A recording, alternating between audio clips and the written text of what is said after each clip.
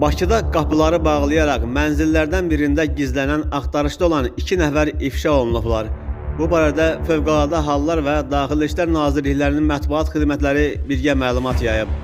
Polisə məlumat daxil olub ki, axtarışda olan 2 nəfər mənzillərdən birində gizlənib.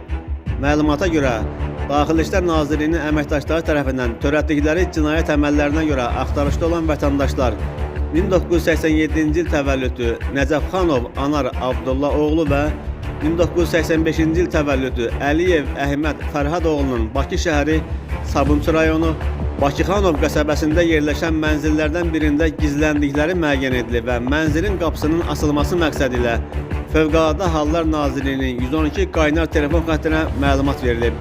Qeyd edilib ki, məlumatla əlaqədar Fövqəladə Hallar Nazirliyinin xüsusi riskli xilasetmə xidmətinin xilasediciləri çağırış üzrə cəlb olunub. Birgə keçirilən əməliyyat nəticəsində mənzilin giriş qapısı açılaraq axtarışda olan şəxslər polis əməkdaşları tərəfindən saxlanılıblar. Faktla bağlı araşdırma aparılır.